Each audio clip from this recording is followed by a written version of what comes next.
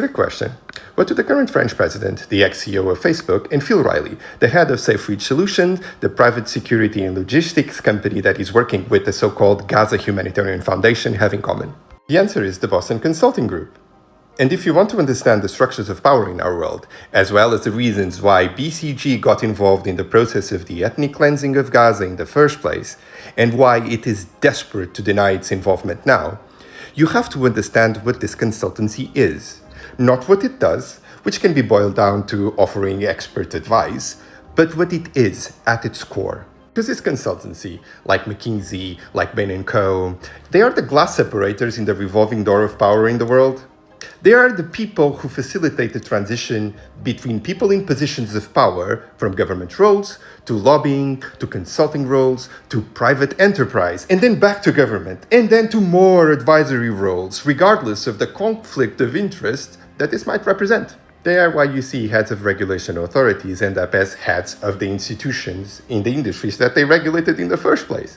Something that ends up keeping the same sets of people in positions of authority in the world with very little accountability because they're a private club.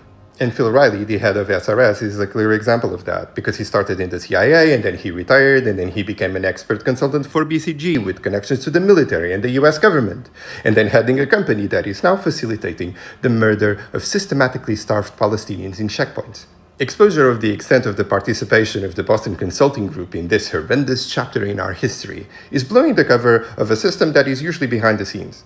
There's a reason why consultancies like this offer to do work for free at the start. And it's not altruism, it's the promise of more business. That's why the team did the financial modeling to discover how much it would cost to displace the Gazan population, and why it tailored its propositions to please Trump, Mohammed bin Salman, and even Elon Musk, who was at the time functioning as a wallet for Donald Trump.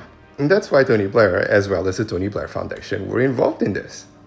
Because they are all a part of the same group of powerful people who work alongside each other without accountability, deciding what happens to all of us in the world stage. So when Francesca Albanese says that the genocide in Gaza is a business, she's not kidding.